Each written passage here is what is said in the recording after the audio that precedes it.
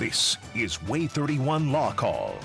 Good evening and welcome to WAAY 31 Law Call. I'm Sharon Doviet. Tonight we're talking about going to law school. Have you ever thought about going to law school? If you're watching this show, you may be fascinated with the law. You may be watching movies and TV shows about it.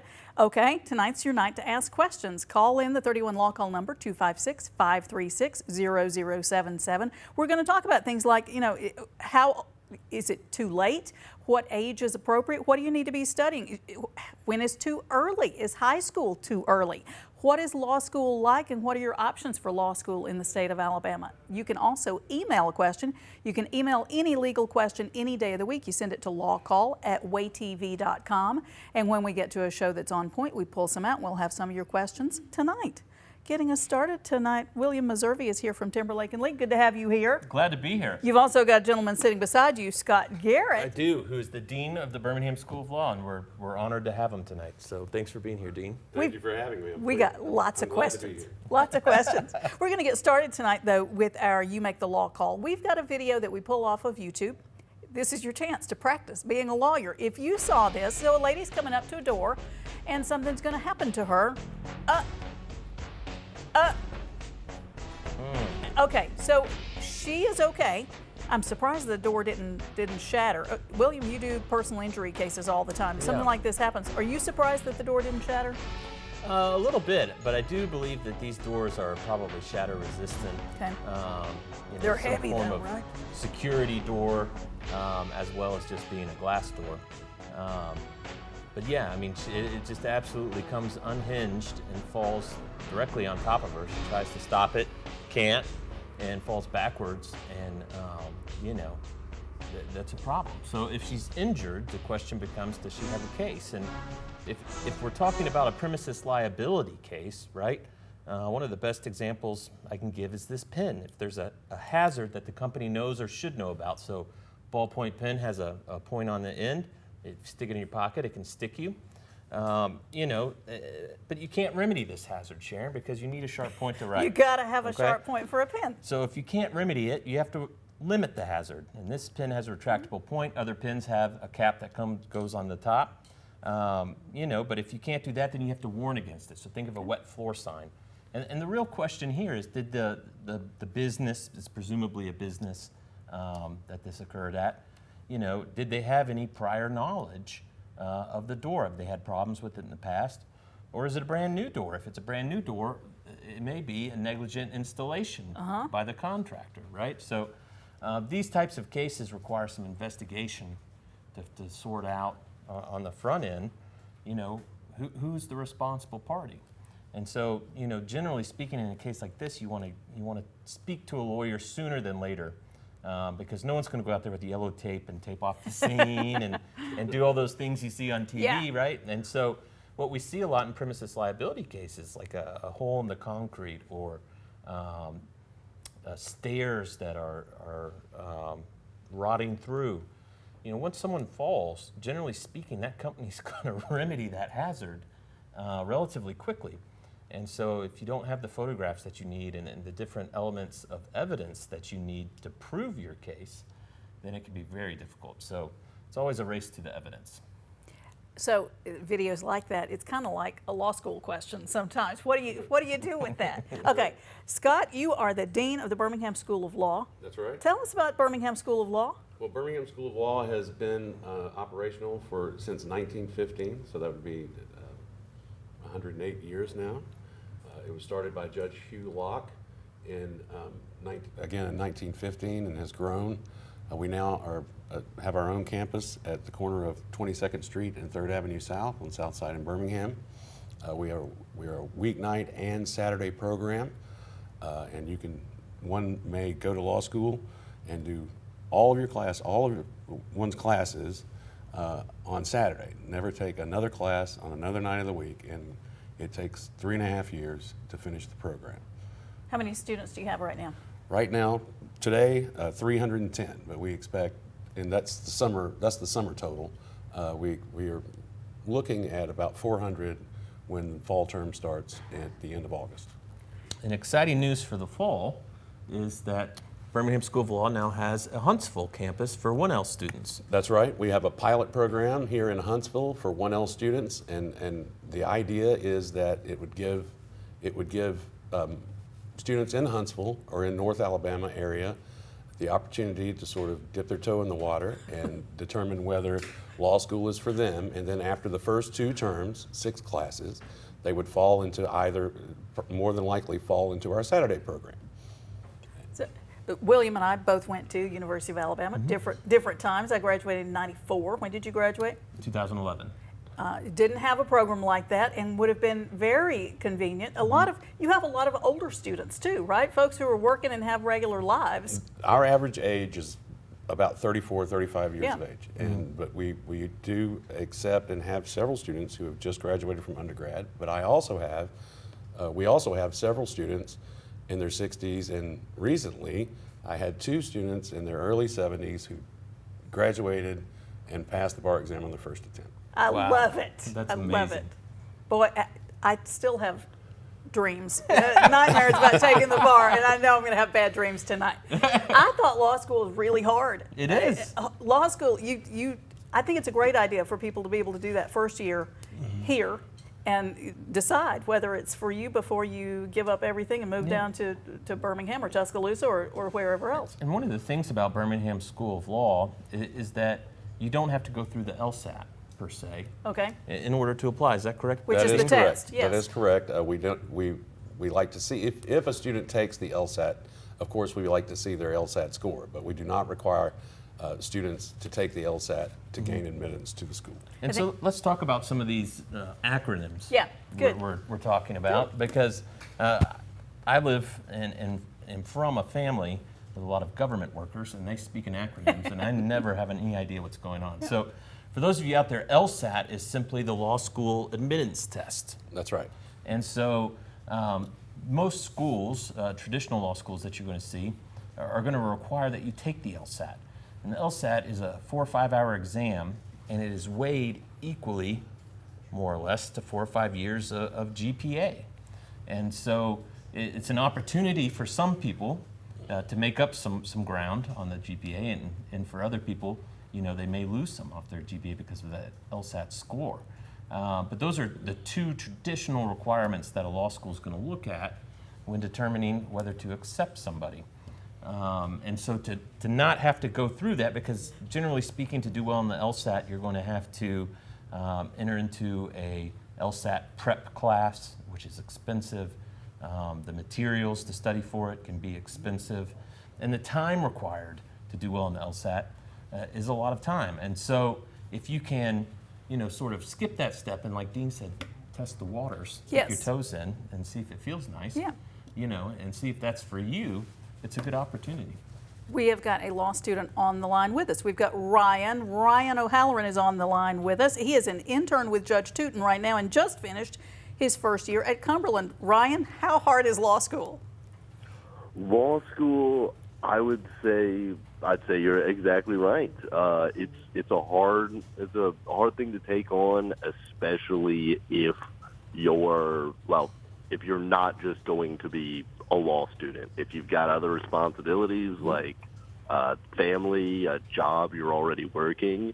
It's I'd say, at least coming from my first year, none of it's rocket science, but the sheer amount of material, and it takes a big brain to comprehend a good bit of it, but it's mainly just the sheer volume of information you're going to be taking on, and then there's certain things and certain phrases that you have to change your brain a little bit to understand the legal lingo, and getting some good use out of your Black's Law Dictionary.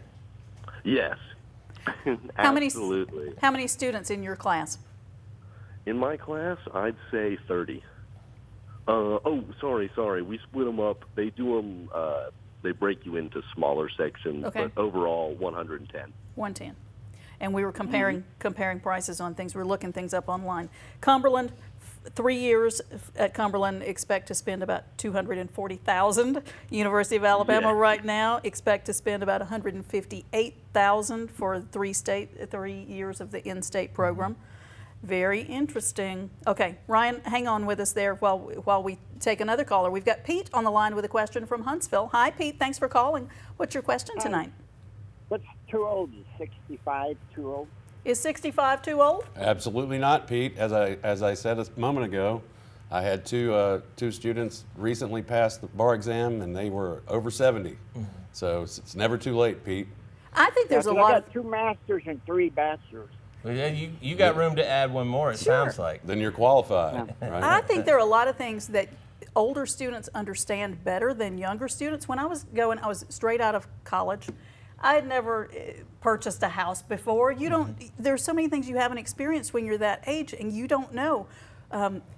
Marriage, divorce, you haven't thought through. You probably never purchased a washing machine before to even know about warranties or to even think about contracts. And Pete, you've lived life. So reading those things, I bet there would be things that you understand that your younger classmates would not even understand.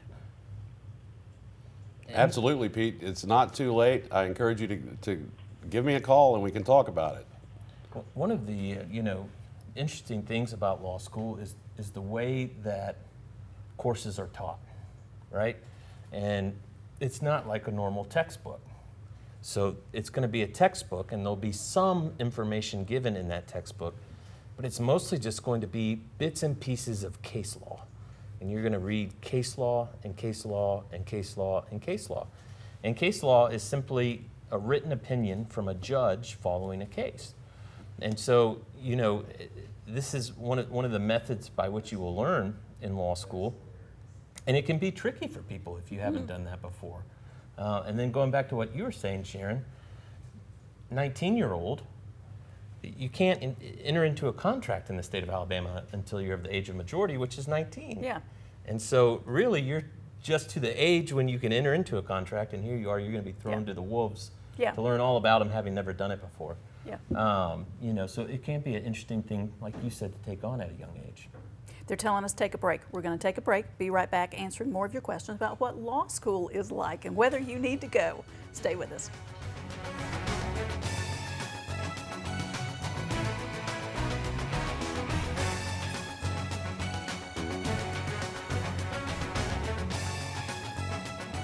You're watching WAAY 31 Law Call, where lawyers come to help.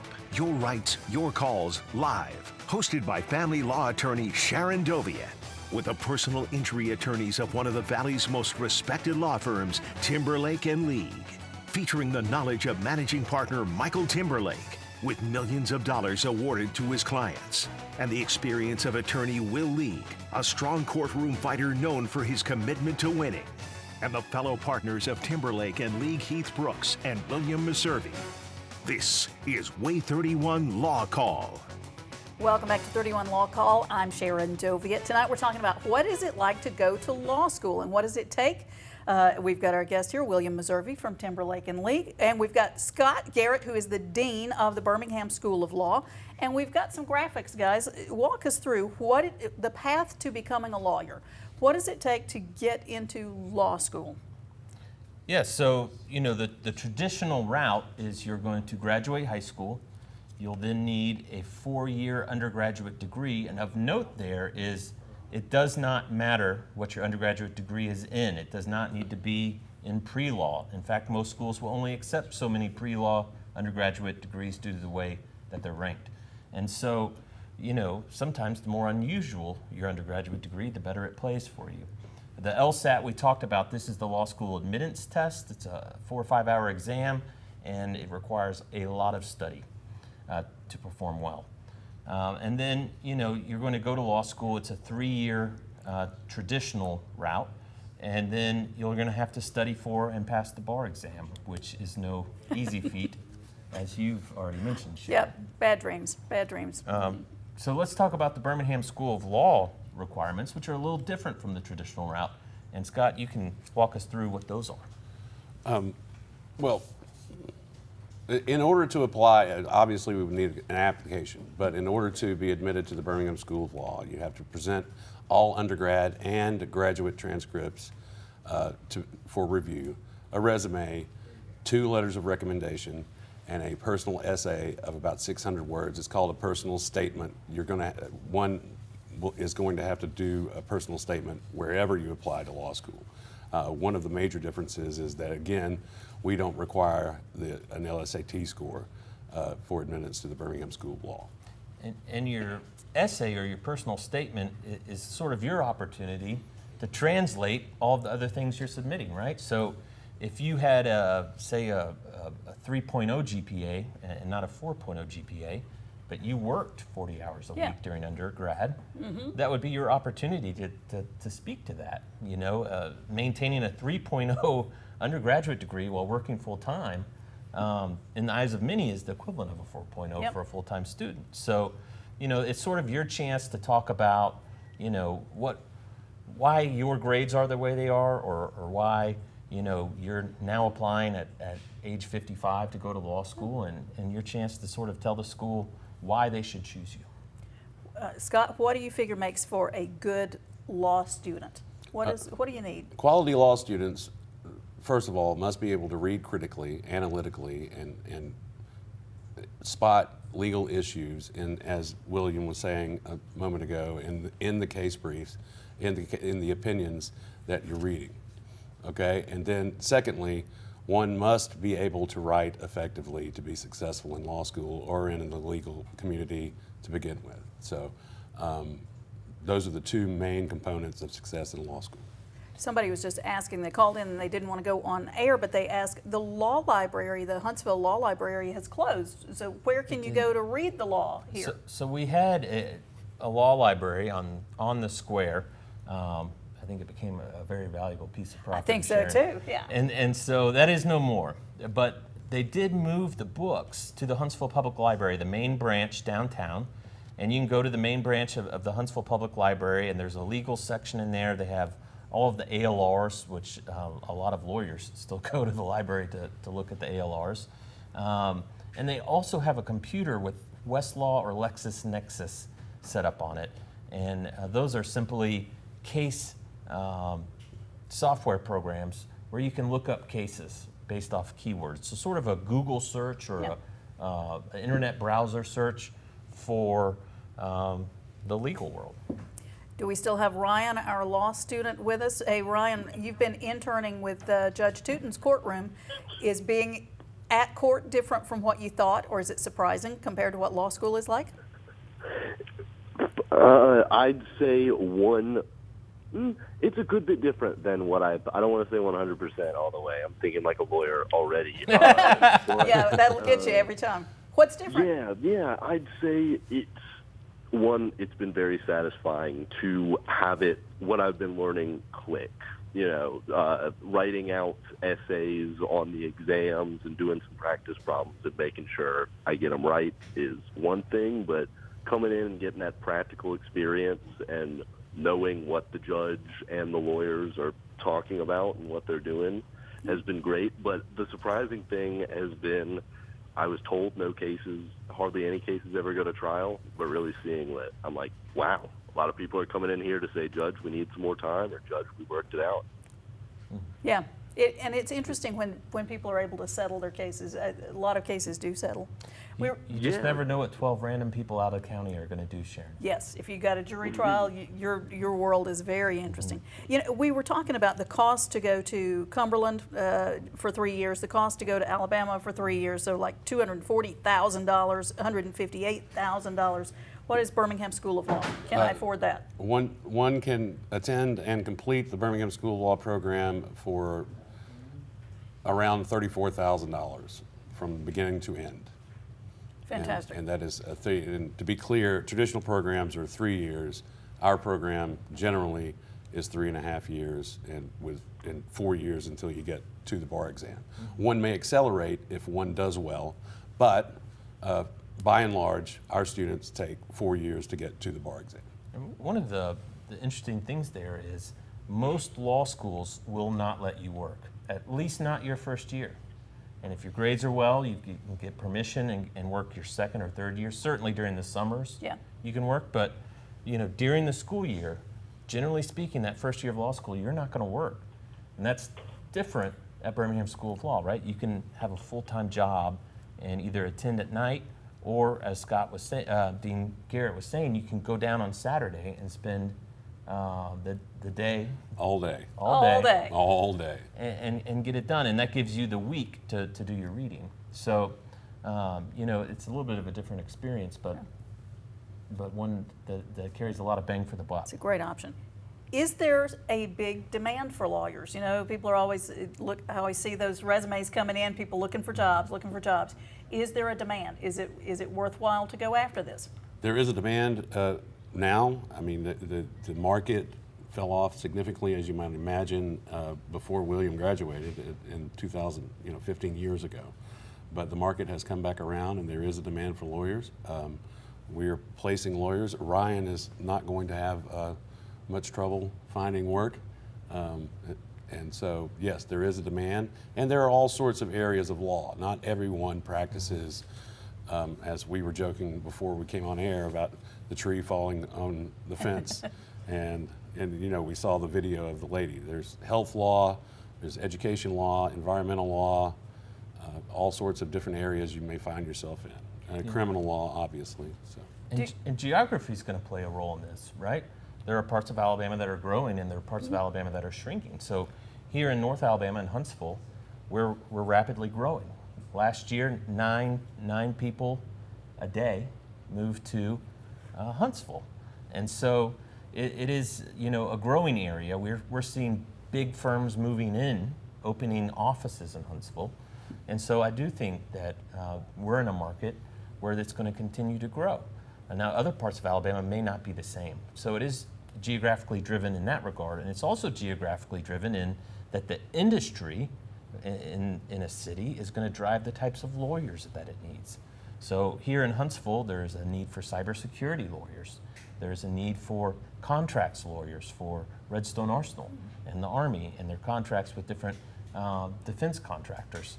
All those defense contractors have lawyers that are working on contracts. So if you were in Chattanooga, there's a lot of medical in-house lawyers. So it's driven. Real quickly, let me also add that while lawyers can serve metropolitan communities in the state of Alabama, there are many underserved rural areas of Alabama that need lawyers.